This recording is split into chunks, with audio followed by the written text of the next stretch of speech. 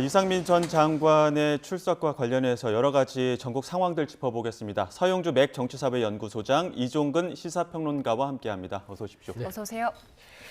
지금 앞서 저희가 이상민 전 장관 지금 현재 내란 특검에 출석한 모습을 보여드렸는데 아무래도 가장 먼저 그저께였죠. 허석훈 소방청장도 불렀기 때문에 단전단수 지시 의혹이 많이 나왔겠죠. 그렇습니다. 단전단수 의혹에 대해서 이상민 전 행안부 장관이 예. 부인했었죠. 예. 흘낏 봤다. 예. 예. 직접적인 어떤 지시를 받은 바가 없고 그 부분에 대해서는 그렇게 지시한 바가 없었다. 논의했었다. 결국에는 이제 본인이 거짓대명한 부분들이 특검 조사를 통해서 밝혀지면서 저는 허석범 소방청장이 진실된 증언을 했을 거라고 봅니다. 그렇기 때문에 오늘 이 단전단수 부분에 대해서 윤석열 전 대통령의 지시와 거기에 대한 이행이 있었는지에 대한 예. 확인 작업 부분이 있을 것 같아서 일단 뭐 묵묵부답으로 가는 걸 보면 할 말이 없구나 그래 예. 보입니다. 현장에서 저희가 추가 소식이 들어오면은 다시 한번 대담을 통해서 자세한 이야기를 해보고요. 저희는 이제 워낙 그 관세 협상과 관련해서 중요한 이야기들이 많기 때문에 이 부분 먼저 좀 짚어보겠습니다. 어제 이 시간쯤이었습니다. 구윤철 기재부 장관 출국을 앞두고 있었는데 미국 측에서 이메일 통보가 왔다고 해요. 그러면서 지금 2+2 협상이 좀 지연된 상황인데 이거 어떻게 좀 바라봐야 될까요? 장관이 이제 출국하기 1시간 전에 이메일이 왔다는 거 아닙니까? 이미 공항에서 거의 출국 준비가 다 마친 상황인데 벌써 이것이 세 번째입니다. 첫 번째는 우리가 기억하시다시피 G7, 캐나다에서 열린 G7에서 한미 정상회담이 열릴 최초의 한미 정상회담이 열릴 가능성이 있었죠. 이재명 대통령 당선 이후에. 그런데 갑작스럽게 이제 귀국을 하지 않았습니까? 그때도 그냥 처음에는 중대한 사안이다라는 정도로 해서 급히 트럼프 대통령이 귀국을 했고요.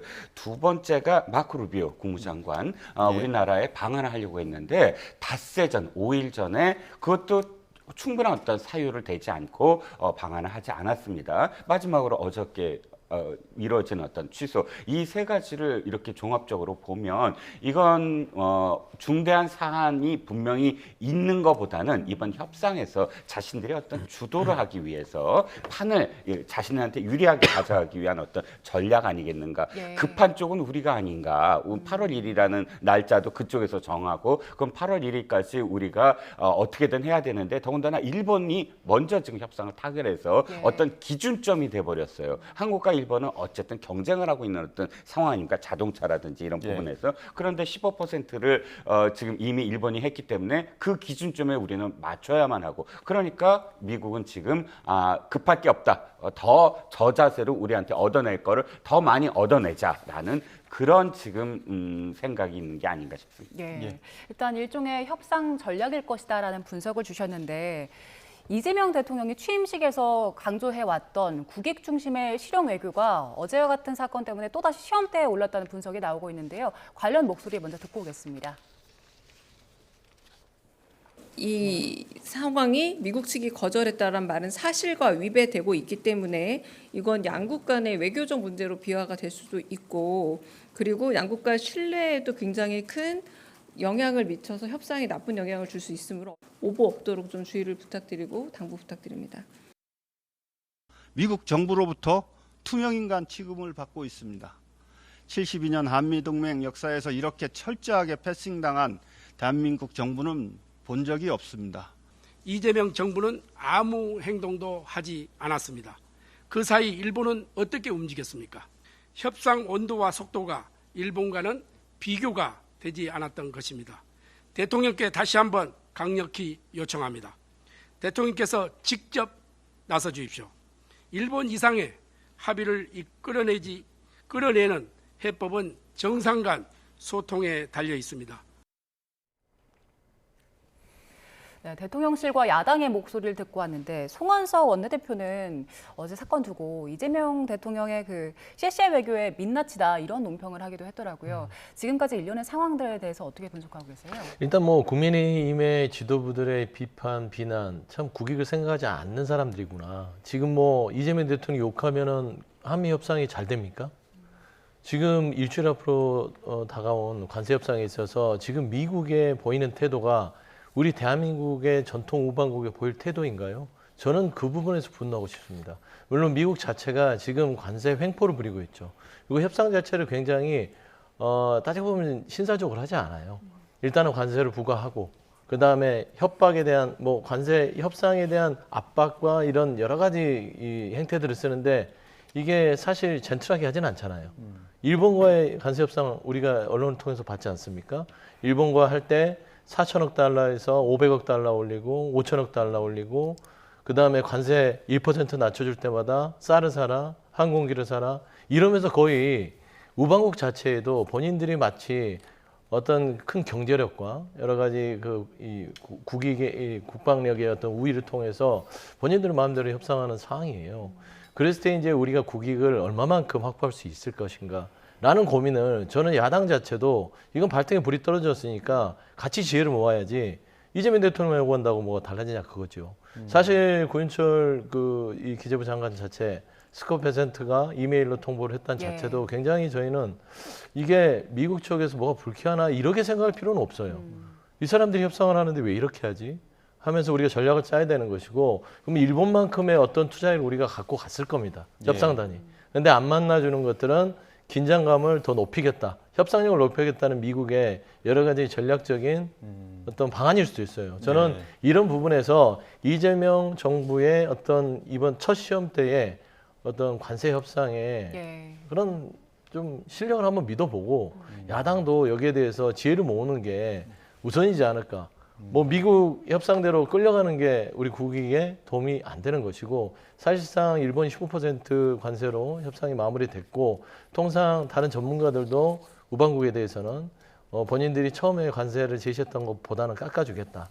통상 이게 트럼프의 방식이기 때문에 그 안에서 협상을 얼마만큼 우리가 조금 더 우리한테 유리한 쪽으로 이끌어내는지에 대해서는 지금 시점은 비난이 아니라 지혜를 모을 때다. 그런 말씀입니다. 그런데 김대식 의원 같은 경우에는 이재명 대통령이 좀 직접 나서달라. 그동안 일본에서는 그 협상대표 장관이 8번이나 미국을 방문해서 그렇게 민첩하게 움직였는데 우리는 뭘 했냐 이렇게 비판했거든요. 그렇죠. 나서달라.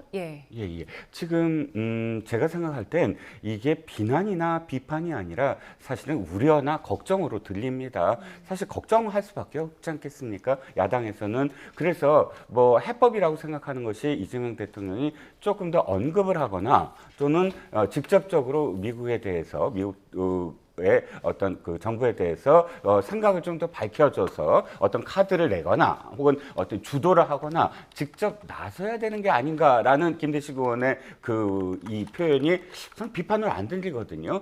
그러니까 이재명 대통령이 굉장히 스트롱맨 스타일의 어떤 그런 그 리더십을 갖고 있었잖아요. 제가 국내 정치의 모든 부분에서 직접적으로 자신의 의견을 이야기하거나 그 방향을 제시합니다. 하다못해 이런 최근에 들어서 이주 노동자의 문제까지 직접적으로 언급을 하시잖아요. 물론 직접적으로 하는 것이 꼭 국익에 도움된다 이렇게 이코로 되는 건 아닙니다만 보시면 알겠지만 영국과 그다음에 타결된 나라들을 한번 얘기해보죠. 영국 그다음에 일본 이런 나라들은 양국 총리들이 직접적으로 계속 트럼프와 대화도 하고 또는 자신의 의견을 SNS에 개진하면서 협상을 어느 정도는 주도했다고 보여지거든요. 그런데 이재명 대통령이 지금 한미 관세 협상에 대해서는 아주 뒤에 좀 물러나 있는 모습. 이재명 대통령의 생각이라든지 또는 뭘 표현하는 게 없었다는 거예요. 그래서 도리어 더 직접적으로 좀 나섰으면 지금 일주일밖에 시간이 남지 않은 그 전에 나섰으면 너무 쫓기지 않았을까. 그 점을 아쉬워하는 대목은 저는 뭐 우려로서 충분히 이야기할 수 있는 대목이라고 생각합니다. 정치권에서는 이렇게 걱정과 우려의 목소리가 나오고 있는데 한미 의원 연맹이 그러니까 여야 의원들이 이제 미국에 방미를 했는데 여당 의원은 어떤 행사에 이렇게 반 트럼프 행사에 참석하고 또 야당 의원들은 다른 행사에 참석하면서 대중국 견제 정책에 대해서 확실하게 감시하겠다 이렇게 얘기를 하다 보니까 그 한미 통상 협의와 관련해서 이렇게 지금 결이 맞는 것이냐 이런 지적들도 나오거든요. 일단 뭐 지금 한미 동맹 그 의원들 이게 이제 여야 다 동수 한 5명 가셨던 걸로 알아요. 일단은 그 현지에 가서 그동안 고려했던 의원들과의 행사 참석이기 때문에 어떤 이 관세 협상과 맞물려서 그 행사를 참석하고 안 하고의 판단은 할 수 없었을 가능성이 높습니다. 관세 협상이 조금이라도 유리하게 하기 위해서 이 행사는 참석하지 않겠다. 못하겠다. 이게 한미 연맹 의원들은 그동안에 서로 교류를 쭉 해왔던 거예요. 트럼프의 관세 협상 외에도 아주 오랫동안 해왔기 때문에 저는 이 행사 참석과 이 그 관세 협상의 적절성 논란 빚는 것들은 조금은 그래 보일 수는 있으나 직접적인 연관은 없다. 그리고 의도도 없다라고 보시는 게 맞고, 관세 협상 부분들은 저는 일주일 남았으나 지금 트럼프의 관세 협상 방식 자체가 굉장히 좀 강압적이기 때문에 저는 이 부분을 이재명 대통령이 어떻게 풀어갈지를 지금 고심하고 있을 거라고 봅니다. 예. 김대식 의원이 그 얘기했죠. 대통령께서 직접 트럼프와 전화를 해라. 이게 가장 1차원적인 해법입니다. 그건 뭐 하려고 실무자들이 만나서 이 세세한 것들을 얘기를 하겠습니까? 일단 실무 협상을 먼저 한 다음에 실무자들끼리 어느 부분에 줄다리기를 하고 최종적인 안을 우리 국가의 원수에게 주고, 트럼프도 우리 한국 측의 어떤 제시한 안을 가지고 생각한 다음에 이 국가 원수끼리 통화를 하는 게 맞지. 지금 마음이 일주일 급하다고 직접 통화하세요. 이게 국가의 외교라든지 협상 자체가 그런 식으로 어디 그냥 장터에서 주인 간에 만나서 직거래하는 그런 건 아니다 라는 측면에서는 우려는 알겠으나 조금 더 도움이 될 수 있는 방안들을 야당에서도 머리를 모아달라라는 좀 당부를 드립니다. 예, 이제 협상 시한이 일주일 정도가 남아서 어떻게 해결이 될지 좀 걱정입니다. 주제를 바꿔보겠습니다. 강선우 여가부 장관 후보가 사퇴를 했는데도 여진이 이어지고 있습니다. 국민의힘은 국회 윤리위에 강 의원을 제소했는데요.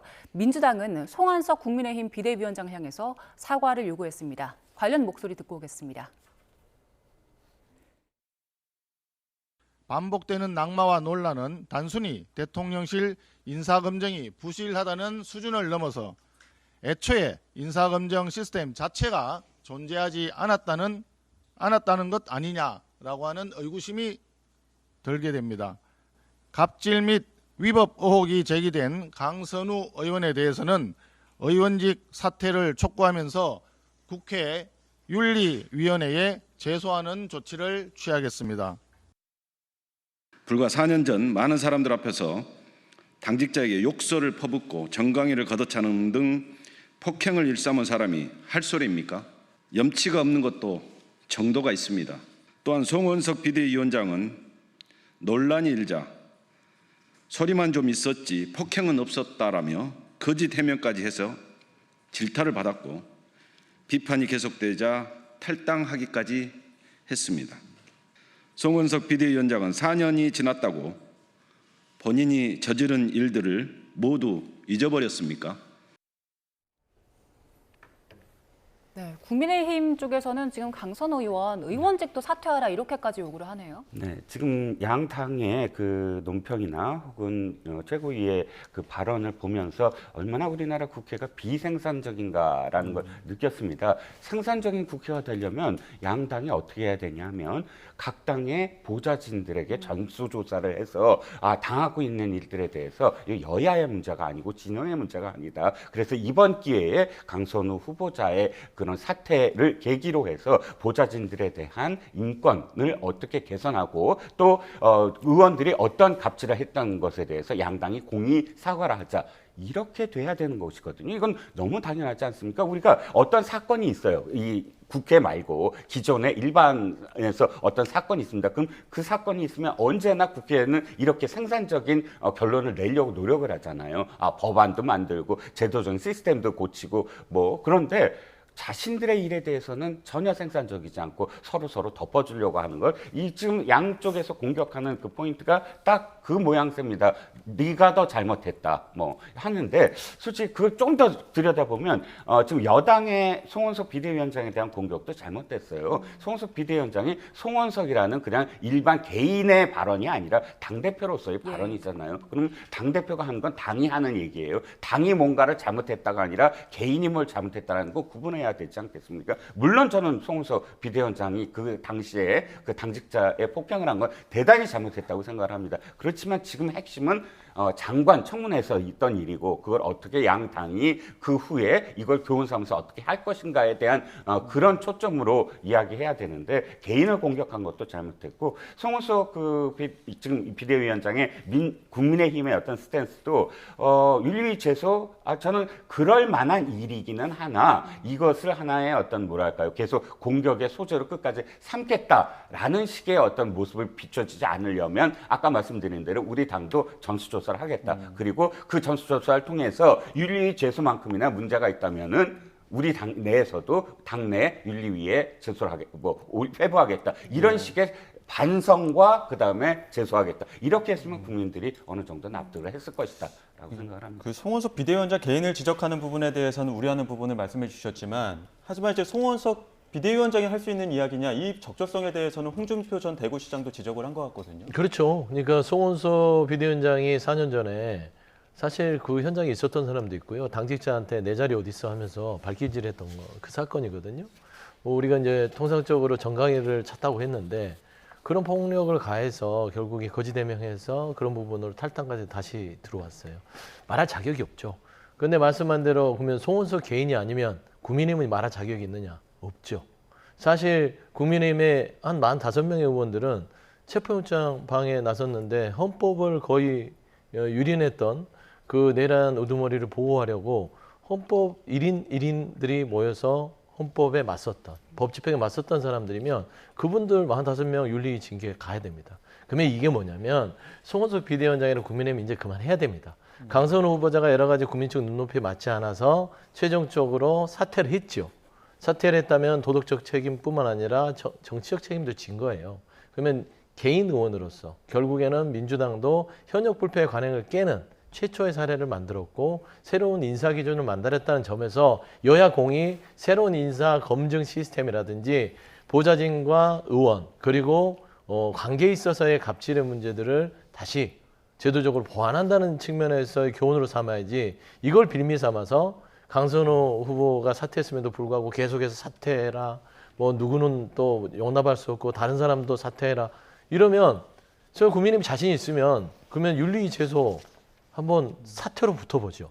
그럼 민주당은 한두 명 윤리 제소하고 국민의힘은 내란에 옹호하고 탄핵에 반대했던 의원들 한 60명 정도 민주당이 윤리 제소하면 이 여의도 정치가 어떻게 되겠습니까? 예. 저는 그래서 야당이 어떤 그 지적을 하고 비판을 하는 것까지는 좋으나 수위가 있다. 선은 넘지 말았으면 좋겠다는 측면에서는 예. 강선우 후보 논란은 이제 어제부로는 좀 일단락해야 되지 않냐.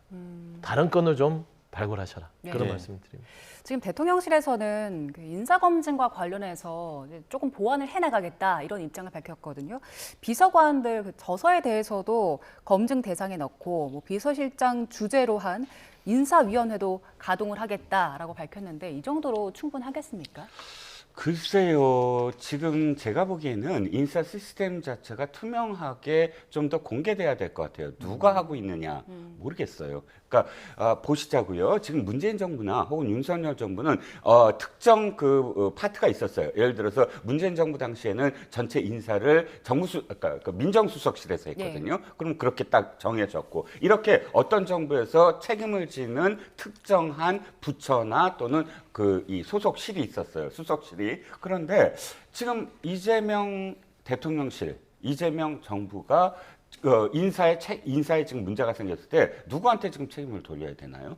뚜렷하지가 않아요. 그러니까 혹자는 지금 이렇게 얘기를 해요. 김현지 총무비서관이 하고 있다. 그런데 저는 그건 믿어지지가 않아요. 뭐 총무비서관이 뭐 재정이 아니라 뭐 이렇게 그 조직까지도 뭐 대통령실에 뭐 관리를 한다고 하나 그러나 내각의 부처의 장관을 총무비서관이 뭐 관장을 한다? 있을 수 없는 일이잖아요. 더군다나 그 본인은 어떤 인사와 관련된 인사는 굉장히 전문적인 영역인데 인사와 관련된 경력 하나도 없이 성남 변호사 시절에 함께했던 사람이다. 이렇게 지금 알려진 사람 아닙니까? 그러다 보니까 지금 이렇게 검증하겠다라는 것도 중요하지만 책임지는 사람이 정확하게 나서야 된다. 그리고 이 책임지는 사람이 어떤 인사에 대한 전문성이 있다. 이런 것들이 딱 이 시스템으로 보여져서 이 사람이 책임을 지고 뭔가를 하는구나라는 게 뚜렷하게 나타나야 된다라는 겁니다. 예, 또 덧붙이실 내용 있으십니까? 일단 뭐 인사검증 시스템에 대한 점검에 나선 거는 이번 강선우 후보자의 어떤 여러 가지 인사 논란에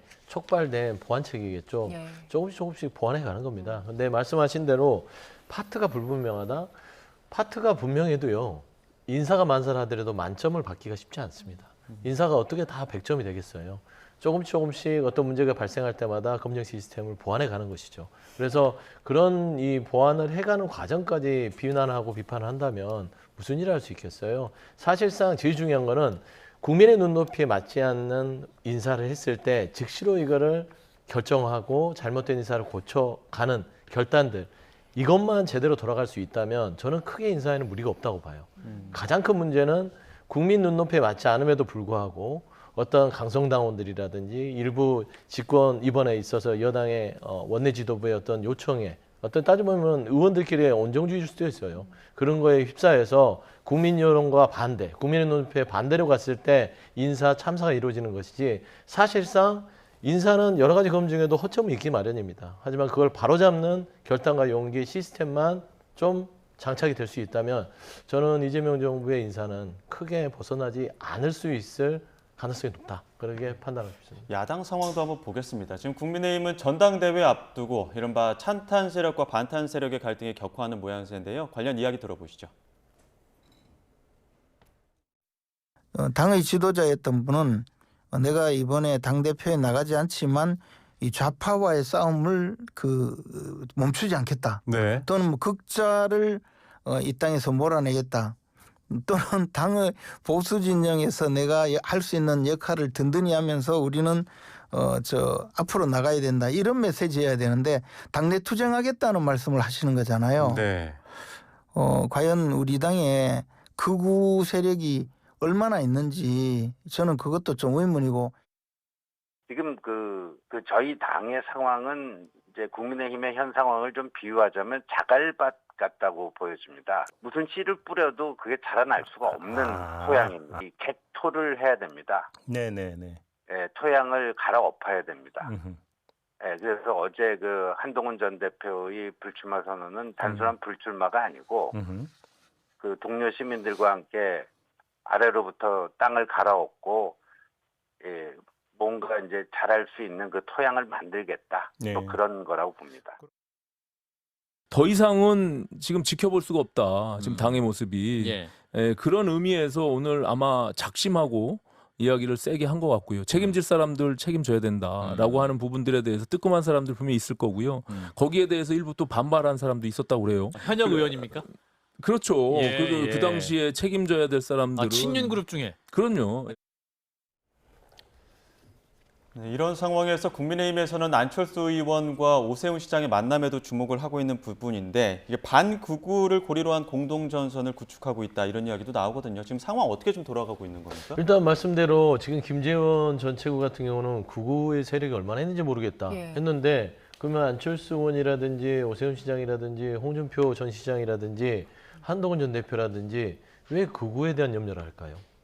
존재하니까 거기에 대한 연대를 하겠다는 거 아닙니까? 그러면은 없는 또 가상에 젖고 싸우는 건가요? 이들은 그게 아니라 현실을 직시해야 되는데 사실 저는 전환길이 쏘아올린 이 극우의 어떤 공이 지금 국민의힘에 완전히 퍼지고 있다. 그리고 이 송원석 지도부도 전환길 씨를 완전히 단절하지 못하고 계속해서 쥐고 있잖아요. 이거 서울시당으로 넘겨서 검토를 한다는데 이거 서울시당으로 넘길 일도 아닙니다. 최고위에서 그냥 안건을 올려놓고 전환길 씨가 당헌당규, 국민의힘의 당헌당규에 부합되는지 그의 언행과 뭐 태도를 검토한다고요? 대한민국 모든 사람이 그의 언행과 태도의 내용을 아는데 헌법 밖에 있는 사람 아닙니까? 그의 언행이. 그런데 그걸 굳이 다시 검토해서 뭐 할 것이니까. 결국에는 시간 끄기라고 보고 있고요. 당내에 많은 의원들이 동요를 어떻게 하느냐. 저는 지도부가 눈치를 보고 있다고 봅니다. 그런데 사실 그 윤희숙 혁신위원장이 얘기했던 4명에 대한 징계 얘기했잖아요. 나윤장송이죠. 나경원, 윤상현 의원, 장동혁 의원, 그다음에 송원석 원내대표. 거기에다가 최근에는 김문수 전 대선 후보도 전환길에 대한 포용을 얘기했습니다. 예. 그러니까 결국에는 이런 것 같아요.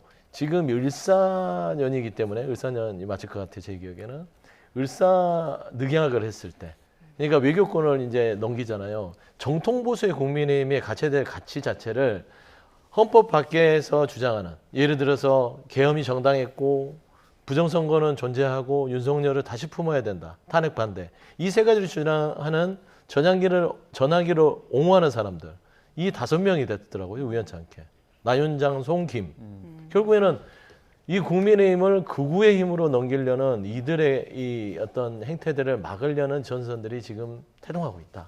저는 근데 역부족일 수도 있겠다. 김문수 전 후보가 전환기를 품었잖아요.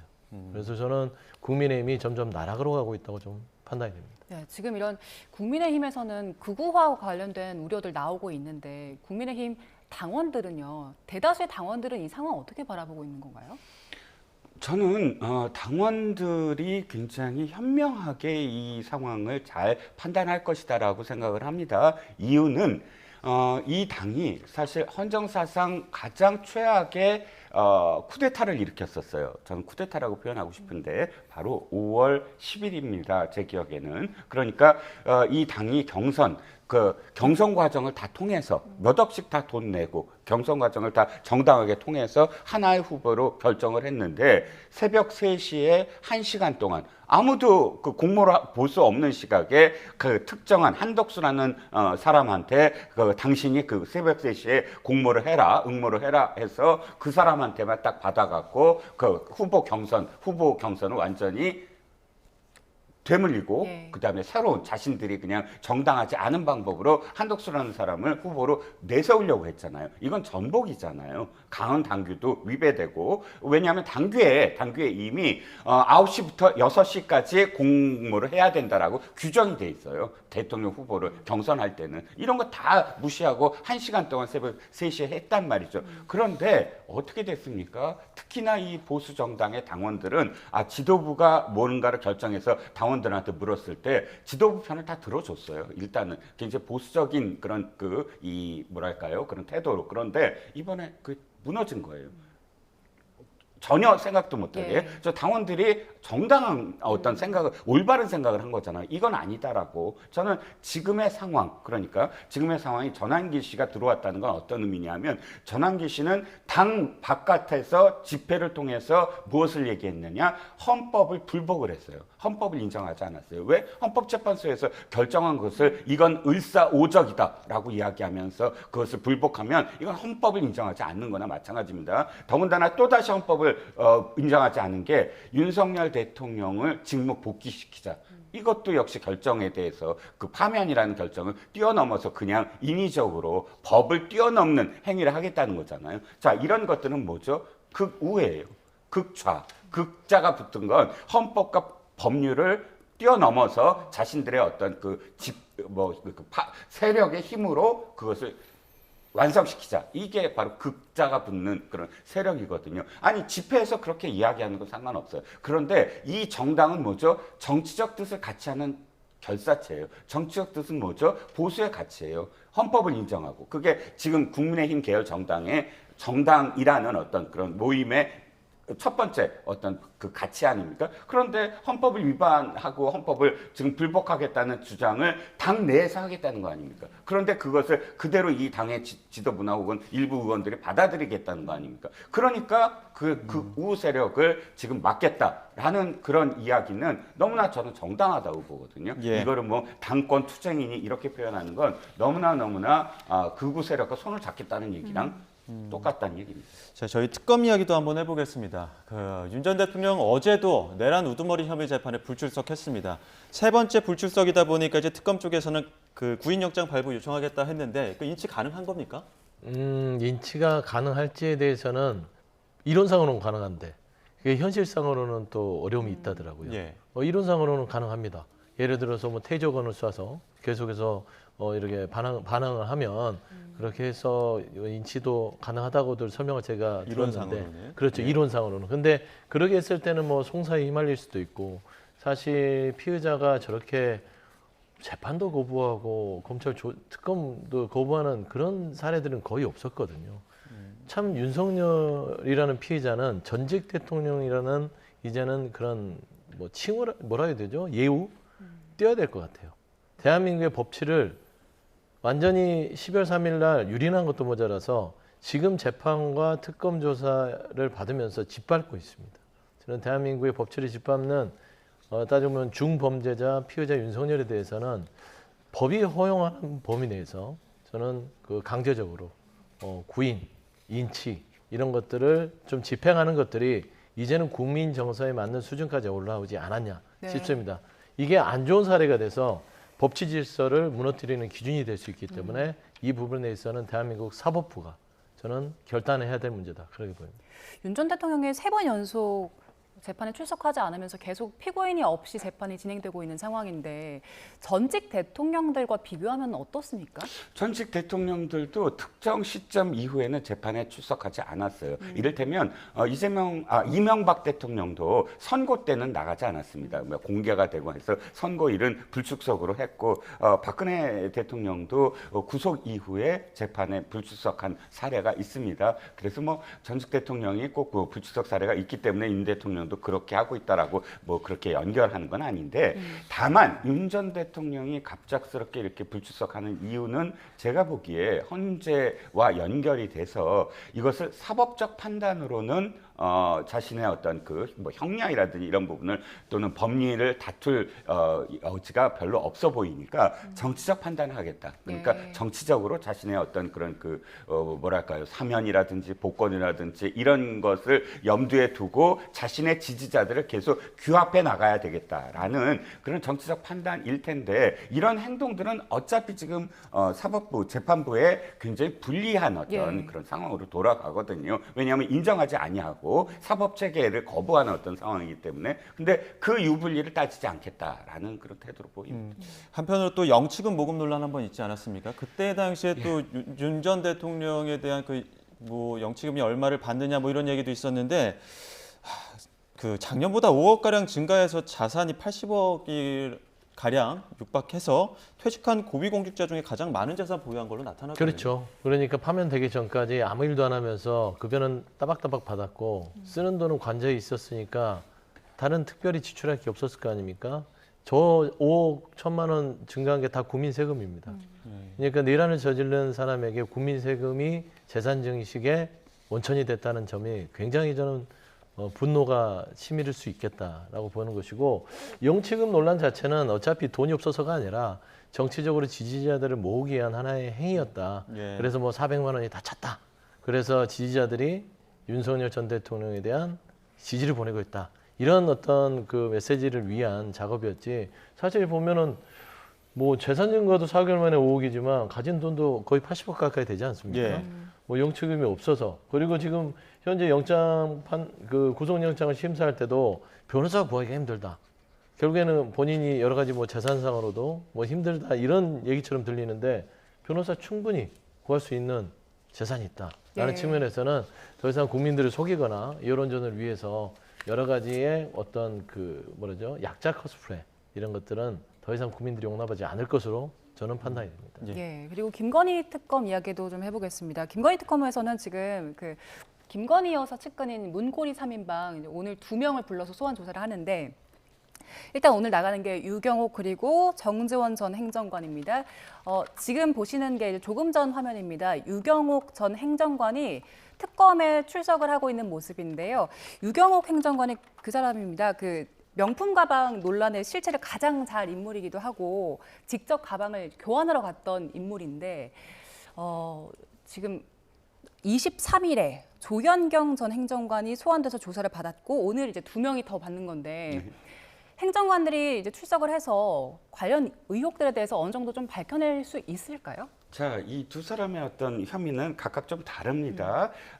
유 행정관 같은 경우는 사실 코바나 컨텐츠부터 가장 가깝게 지냈던, 수행했던 그런 행정관으로 알고 있고요. 근데 유 행정관은 어떤 대목이냐면 말씀하셨듯이 건진 법사로부터 어쨌든 통일교의 어떤 대가를 지금 그러니까 교환하기 위해서 샤넬백 등 또는 다이아몬드 목걸이 등등의 소재지를 파악하는 그런 지금 아마 혐의를 두고 그걸 지금 추궁하려고 만나는 것 같고요. 그 다음에 정지원 행정관은 이름이 좀 생소하실 거예요. 나머지 조윤경이나 혹은 유경옥보다 이 사람도 코바나 컨텐츠에서 함께 있었던 막내 행정관인데 네. 이 사람은 뭐 어떤 혐의가 있냐면 지금 건진법사의 죄송합니다. 그 핸드폰에 보면 건희2라는 이름으로 저장이 돼 있는데 네. 그 안에 들여다보면 건희2에게 문자를 보낸 내용이 거의 다 이런 내용들이에요. 그러니까 내가 누구를 추천했다. 그런데 그 추천이 어떻게 되느냐. 그러니까 어떤 추천을 한다든지 혹은 취임식에 어떤 초청을 한다든지 이런 내용들이에요. 그러면 실질적으로 건희2의 이 내용이 이 행정관 전화번호긴 하지만 실질적으로는 행정관이 볼 내용이 아니거든요.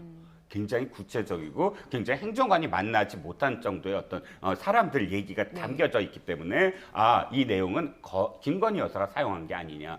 언론의 보도에 따르면 이 지금 그 정 행정관이 퇴근했는데도 불구하고 사용지가 한남동 관저였던 적도 있다는 거예요. 그러면 김건희 여사가 직접적으로 사용했는지 여부, 그래서 김건희 여사가 이런 인사 추천에 직접적으로 개입했는지의 여부, 이렇게 각각 두 사람한테 추궁할 내용이 좀 다른 것 같습니다. 워낙 최측근이다 보니까 수사도 김건희 여사 쪽으로 더욱더 가까이 왔다 이렇게 좀 판단할 수 있는 겁니까? 그렇죠. 유경옥 그다음에 정지원 예. 이 두 분에 대한 수사를 제대로 할 수 있으면 여기가 거의 김건희의 제2의 자아일 수 있다. 유경옥 행정관은 작은 관리니까 10년 동안 커버너 컨텐츠 인연을 가지고 아주 깊숙한 부분까지 유경옥 전 행정관이 담당했다면 정지원 행정관은 기자 출신입니다. 조선일보 기자, KBS 아나운서도 했었고요. 나름대로 좀 이 오피셜한 일정 관리를 했던 행정관이에요. 그러면 김건희와 함께 일정이라든지 인사라든지 그러니까 행정적 업무를 담당했다면 유경옥 행정관은 좀 말하자면 명품백이라든지 돈이라든지 좀 알려지면 안 되는 그런 상황들을 두 사람이 역할을 분담해서 했는데 이 부분을 특검이 압수수색 플러스 소환 조사를 해서 이번 조사에서 어떤 진실에 접근할 수 있다면 김건희 씨가 8월 6일 날 소환이 됐을 때는 집으로 돌아가기가 쉽지 않을 것 같다. 그렇게 보입니다. 네, 알겠습니다. 여기까지 듣도록 하겠습니다. 지금까지 서용주 맥 정치사회 연구소장, 이종근 시사평론가 두 분과 함께했습니다. 고맙습니다. 고맙습니다.